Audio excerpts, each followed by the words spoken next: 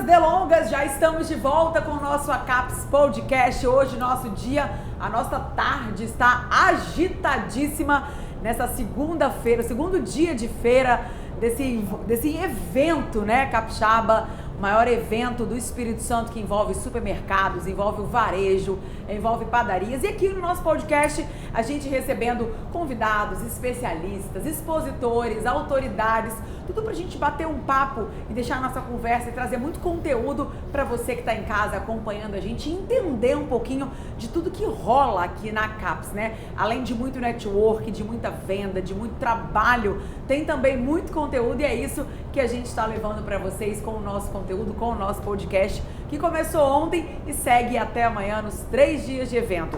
E para trazer como tema soluções e experiências, consumidor satisfeito e fiel, trouxemos 2 especialistas, ela que é especialista em varejo, comportamento do consumidor e shopper, Fátima Merlin, seja bem-vinda. Muito obrigada, agradeço aí o convite. A gente que agradece. E também aqui na minha frente, ele que é o diretor da ACAPS, sucessor e diretor comercial do Grupo Maestre.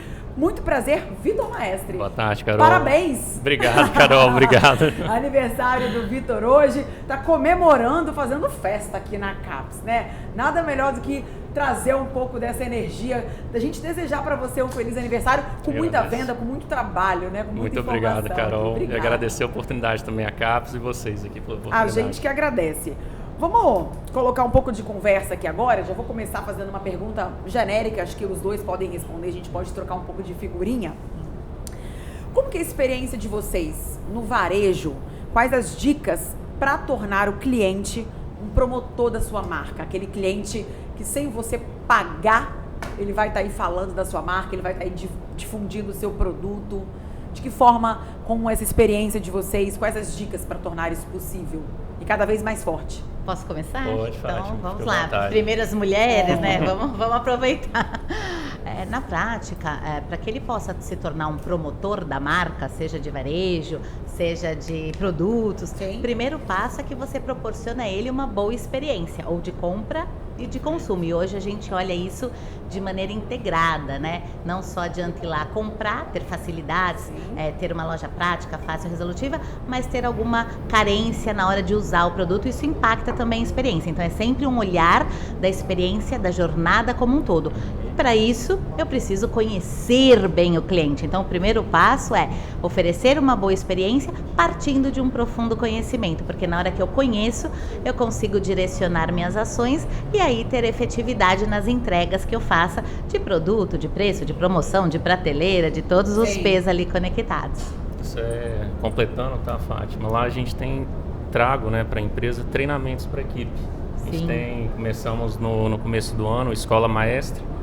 Vem do nome do grupo, tá? Do Grupo Maestre. E começamos a treinar a equipe junto com o Instituto, tá? Com uma consultoria, dando treinamentos sobre atendimento, sobre forma de lidar com situações que a gente sabe que acontece na loja e também tentando minimizar ao máximo o atrito com o cliente. Sim, acho que esse é super bom exemplo, porque na verdade é para você proporcionar uma boa experiência, o varejo é feito de gente para atender gente. Então o primeiro passo é formar e tornar os nossos colaboradores promotores da nossa marca, né? Então a gente tem que ter todo um cuidado ali do recrutamento, da seleção, da formação, do desenvolvimento da equipe, porque na verdade a relação no varejo vai estar conectado com a equipe, né? Então é super relevante isso que você trouxe aqui da experiência, da formação, da capacitação. Ô Fátima, você acabou de apresentar o painel Cliente Fiel. Sim. Qual a chave para retenção de clientes aqui na ACAPS? Essa não é uma tarefa fácil, né? Então, como reter e manter o cliente satisfeito e manter o cliente fiel? Desafio, hoje, né? Muito. Até pouco tempo atrás era mais simples, porque a gente vivia num mundo de poucas escolhas. Hoje, com um clique, você consegue acessar produtos, serviços de todos os lugares, de qualquer forma, né? Então, você engajar, converter e reter o cliente tornou-se uma tarefa muito mais árdua, porque ele está inserido num contexto de muitas opções. E para isso, cada vez mais eu preciso proporcionar para ele uma experiência positiva. com o menor nível de atrito possível. E a gente, no dia a dia do varejo, tem atrito de todas as formas, Sim. né? O cliente sai de casa para ir fazer uma compra e encontra ruptura. Inclusive, hoje, se a ruptura fosse um varejista, seria o terceiro maior varejista do ranking de supermercados. Então, olha quantas vendas perdidas por falta de produto em gôndola. A gente tem atritos de mau atendimento. Quantas vezes a gente chega na loja, filas, a reclamação de fila, caixa, é uma das principais experiências negativas apontadas pelo cliente. Então, dentro desse contexto, para que eu possa reter o cliente, eu conheço o cliente, eu desenvolvo ações para direcionar melhor a abordagem com esse cliente, pensando em todos os pilares, né? Pensando no produto, pensando numa oferta direcionada, numa promoção inteligente que faça sentido para esse cliente, pensando em tornar a loja uma experiência prática, fácil, resolutiva. Cada vez mais o consumidor está com menos tempo, então ele quer ter uma compra rápida, fácil, conveniente. Perfeito. Tudo isso envolve essa experiência. E para que eu possa proporcionar essa boa experiência, e aí sim eu consigo retê-lo, né? E aí eu te pergunto, Vitor, como é que vocês trabalham isso lá no grupo, né? Como que vocês conseguem reter? Que ações que vocês fazem? Alguma programação? Qual é a estratégia que vocês fazem para poder reter esse cliente e fazer ele se tornar fiel? Porque nada mais, nada menos do que você levar o cliente pela primeira vez e proporcioná-lo uma boa experiência de consumo. É o que a gente estava falando agora há pouco, né? Trazer essa experiência para fazer ele se tornar um cliente fiel. Porque você não quer que ele vá uma vez só. Isso, ele tem que voltar, Exato. com certeza. Eu acho que o primeiro ponto é esse, é treinamento de equipe, você capacitar a equipe, tá, para atender bem, você dar essa fluidez na loja, tirar o atrito, você deixar o cliente não ter fila, não pegar, talvez não chegou no açougue, não ter o atendimento, não ter o produto da ruptura.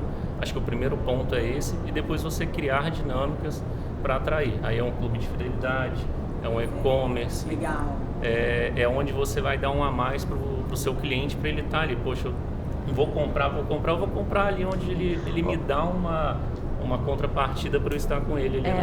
Hoje existem muitas ferramentas e ações que podem ser desenvolvidas para que você possa gerar o desejo nesse cliente voltar. Além da experiência dentro da loja, que isso é vital, né? Porque ele pode ter o benefício que for. Se ele chegar lá, não encontrar o produto, se ele for mal atendido, isso já vai contaminar Sim. a experiência dele. O mau atendimento é o primeiro fator de abandono de relacionamento, né? Em todos os aspectos.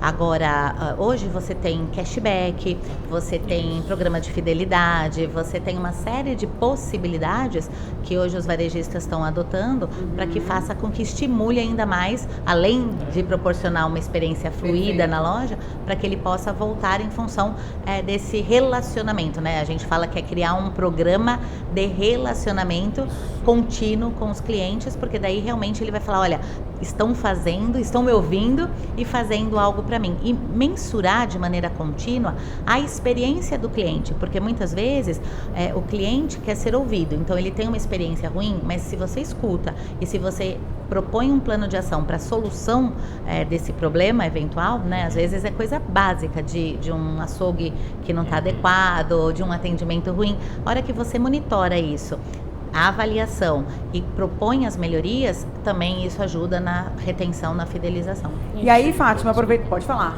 Vitor. Não, Carol, é só falando com a Fátima, tá? Recente lá na rede, tá? Do Grupo Maestro, Tricaré 1, a gente lançou tanto o e-commerce no começo do ano, a gente demorou um pouquinho, mas lançamos, e o clube de fidelidade, que é isso que a Fátima falou, a gente dá pontos, o cliente troca por produtos, toda compra ele vai acumulando pontos, né? Desde que seja cadastrado. Tem a questão do sorteio, a gente coloca um sorteio de um carro, são 2 iPhones, e você movimenta ali para o cliente falar, poxa, eu vou lá porque eu tenho realmente uma contrapartida, eu tenho uma vantagem de estar ali junto com esse supermercado ou com esse atacarejo. Com certeza. E aí, Fátima, aproveito para te perguntar também, quais as grandes transformações em andamento e o que os empresários devem ficar atentos para colocar o cliente ali no centro das atenções? Olha, sempre foi super importante o tema de conhecer o cliente, ter o cliente no centro das decisões. Mas na prática, embora se fale muito sobre isso, o varejo não tenha isso inserido na sua cultura, né? A gente fez um estudo recente lá na Connect Shopper e menos de 4 varejistas em 10 possui realmente uma base gerenciável do cliente, então entende quem ele é, como ele se comporta, a cesta de compra e usa essas informações, porque uma coisa é você coletar dados do cliente, outra coisa é como eu traduzo esses dados em ações direcionadas para essas melhorias todas que nós estamos falando, né? Então, dentro desse contexto, hoje, principalmente com essa conectividade e com esse cenário muito mais competitivo em várias formas de se fazer varejo, né? On e off, muitas opções. Se você não conhecer o cliente, se você não conhecer justamente para direcionar as ações e personalizar essas ações, com o tempo a sua loja, o seu negócio pode perecer. Por quê? Porque o cliente tem muitas opções e ele está num cenário, e acho que a maior transformação, eu diria, é essa. A gente brinca, fala lá que a gente está na era PIS. Não é do PIS PASEP, não. É PIS do tudo é muito perecível, tudo é muito imediato, é tudo para ontem e superficial. Então, se a gente não trabalhar com essa cultura da agilidade, da praticidade, da personalização, de tornar cada vez mais o cliente único, ele se sentir pertencendo, ele se sentir relevante e oferecermos relevância nas nossas ações, a gente vai perder a oportunidade porque o mercado está cada vez muito mais competitivo.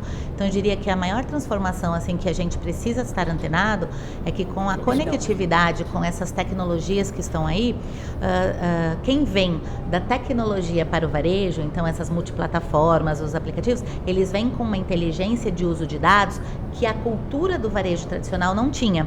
Era muito de feeling, da experiência, eu sempre fiz assim.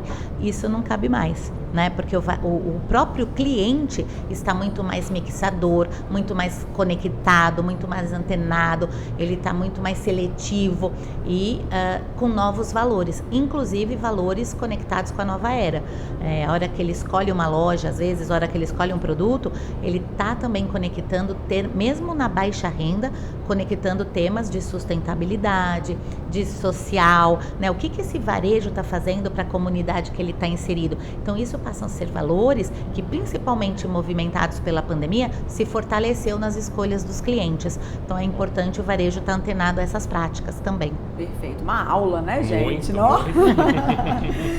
Vitor, é difícil a gente falar, assim, de onde, ou pelo menos de reconhecer onde está o gargalo, né? Onde está a dificuldade, onde está o erro, onde a gente pode melhorar. Mas se você pudesse pontuar aonde a empresa pode aperfeiçoar para poder ampliar e melhorar essa fidelidade, melhorar essa experiência do cliente, o que você pontuaria? Eu penso que é aquilo que a gente falou no começo, é gente cuidando de gente, é gente atendendo gente, é relacionamento, comunicação. Eu trabalharia isso, é o que a gente vem trabalhando, tá na empresa, é desenvolver isso daí. Eu acho que cada vez mais tem que ser investido nisso, a gente levar o que a gente preza, tá, nos nossos valores, princípios, atender bem, dar uma loja boa, entender o cliente da melhor forma, diminuir os atritos. Então é treinar a gente para atender gente. Seria isso daí. No final das contas, a gente sempre fala que o tete a tete, ele é humano, né? O trabalho é o que resolve as coisas, Totalmente.